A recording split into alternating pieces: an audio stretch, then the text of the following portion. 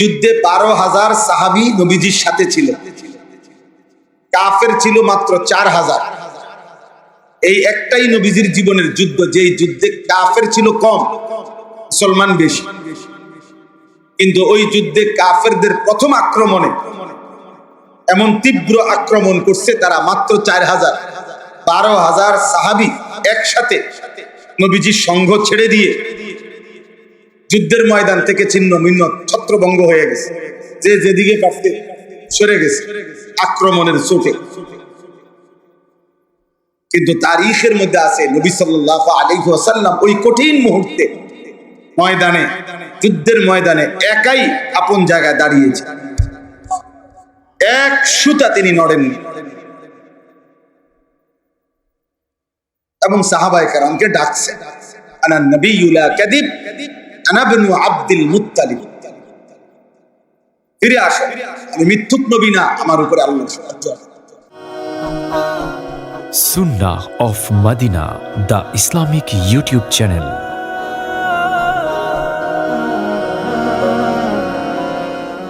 জনপ্রিয়তা দিয়ে কোনো কিছু আসে যায়, শুধু শুধু হই হুল্লোড় হাঙ্গামা করার কিচ্ছু নেই। আমারে যদি মনে করেন 1 কোটি মানুষ চিনে, আমার কবর রাজাব মাফত, তাহলে আমি এটা দিয়ে কি, আমি এই পরিচিতি দিয়ে কি করি? আমারে যদি 10 কোটি মানুষও চিনে, আপনাদের কারো কবর রাজাব মাফত, তাহলে আপনাদের কি লাভ? আমারে না চিনে আপনাকে কি, আপনাদের কি অর্জন? আমারে চিনলে আপনার লাভ, আপনার লাফান কি? এই জন্য দোস্ত, এই সমস্ত জনপ্রিয়তা দিয়ে বক্তারও কোনো লাভ নাই, শ্রোতারও কোনো লাভ, বরং ঈমান আমলের ভিত্তিতে আমাদের উভয়ের লাভ। সেজদা দিলে আমারও লাভ, শ্রোতারও লাভ। একটা গুনাহ ছেড়ে দিলে আমারও লাভ, শ্রোতারও লাভ। আল্লাহ তাআলার এক এক হুকুমের গোলামি করলে আমারও লাভ, শ্রোতারও। ইমামেরও লাভ, মুসল্লিদেরও লাভ, পীর সাহেবেরও লাভ, মুরিদ সাহেবেরও লাভ। এজন্য মূল বিষয় তো এটাই, তাকওয়া। সমস্ত মুমিনের কাছে আল্লাহ তাআলা চেয়েছেন ইত্তাকুল্লাহ, তাকওয়া চেয়েছেন বারবার। কুরআনুল কারীমের মধ্যে আল্লাহ তাআলা এটা বলেছেন, ইয়া আইয়ুহাল্লাযীনা আমানুত্তাকুল্লাহ ইত্তাকুল্লাহ ইত্তাকুল্লাহ ইত্তাকুল্লাহ। হে মুমিন, তাকওয়া অবলম্বন করো, তাকওয়া অবলম্বন করো, তাকওয়া অবলম্বন। তাহলে সমস্ত মুমিনের কাছে আল্লাহর চাওয়া তাকওয়া। কি বলেন? তাকওয়া। আমার কাছেও এটা আল্লাহ চাইছে, আপনার কাছেও এটা চাইছে। হে ঈমানদারগণ, এর মধ্যে আমিও অন্তর্ভুক্ত, আপনারাও অন্তর্ভুক্ত, আমরা সকলেই অন্তর্ভুক্ত।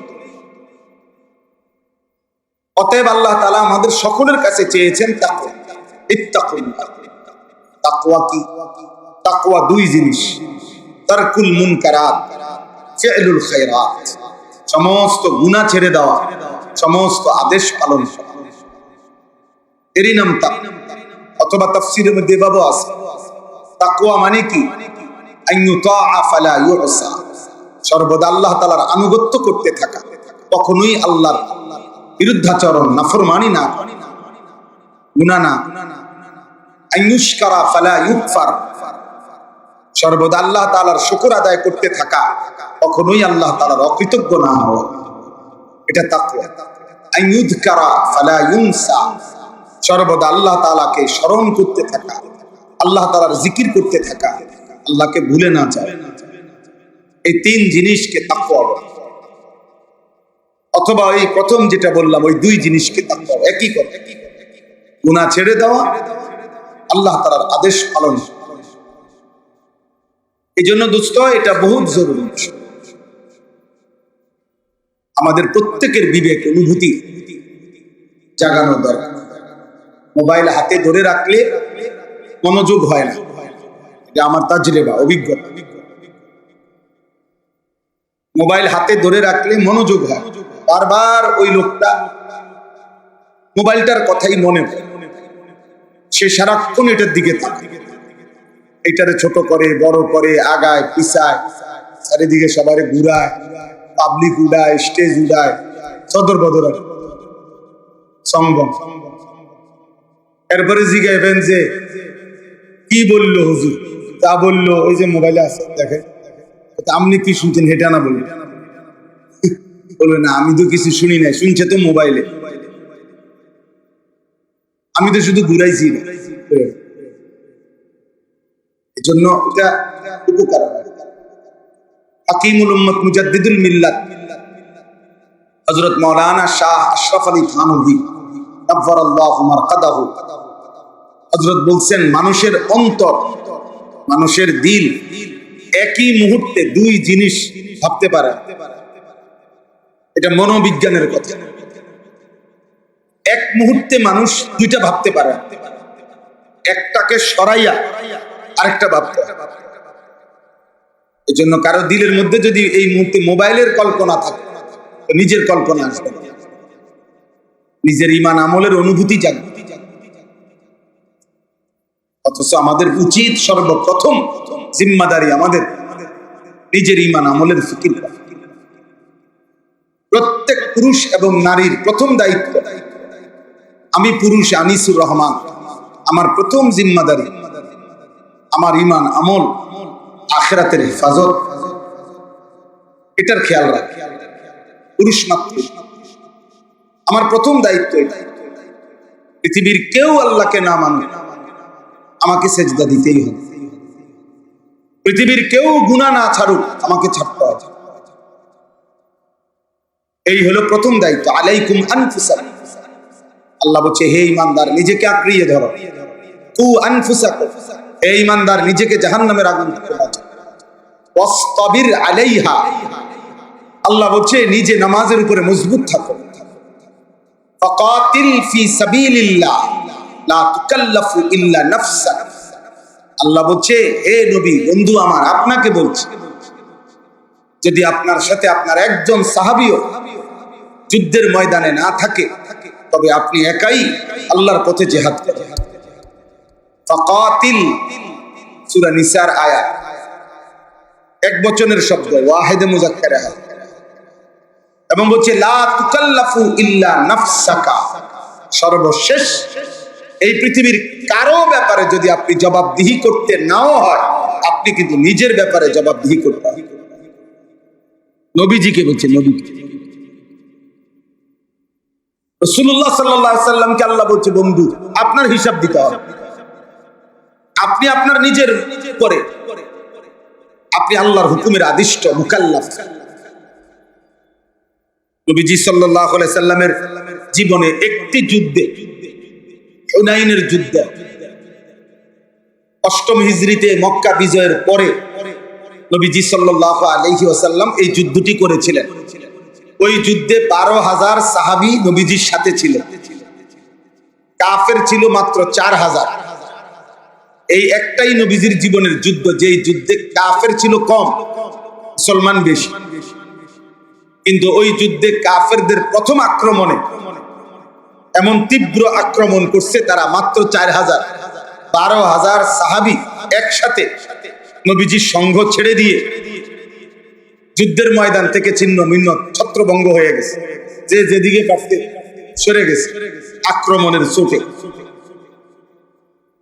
কিন্তু তারিখের মধ্যে আছে নবী সাল্লাল্লাহু আলাইহি ওয়াসাল্লাম ওই কঠিন মুহূর্তে ময়দানে, যুদ্ধের ময়দানে একাই আপন জায়গায় দাঁড়িয়েছে, এক সুতা তিনি নড়েননি। এবং সাহাবায়ে কেরামকে ডাকছে, আনা নবিয়্যু লা কাযিব আনা ইবনু আব্দুল মুত্তালিব, ফিরে আসো, আমি মিথ্যুক নবী না, আমার উপরে আল্লাহর সাহায্য। তাইলে নবীজি সাল্লাল্লাহু আলাইহি সাল্লাম যদি বলতেন মাওলা আমার সাথে 12,000 ছুটে গেছে এই জন্য আমিও ছুটে গেছি, না, আল্লাহ বলবেন বন্ধু 12,000 সাহাবী ছুটে যাক, আপনি দৌড় দিলেন কেন?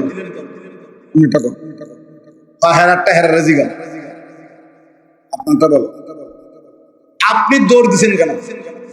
এই জন্য নবীজি দেখাইছেন যে না, আমি দৌড় দিইনি, আমি আপন জায়গায় দাঁড়িয়েছি। কেন? ফাকাতিল ফি সাবিলিল্লাহ।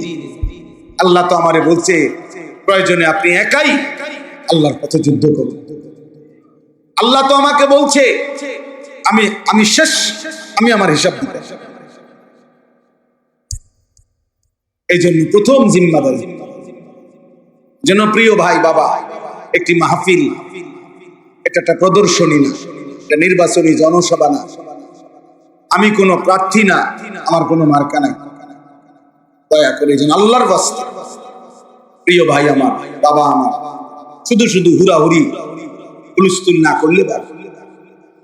আল্লাহর কথা ওলামায়ে কেরাম ধারাবাহিক ভাবে বলতেছেন, নিজের জন্য মনোযোগ দিয়ে শুনলে ভালো, শুনলে ভালো।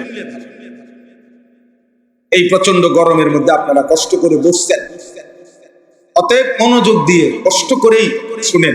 আল্লাহ বরকত দিন, আল্লাহ বরকত দিন।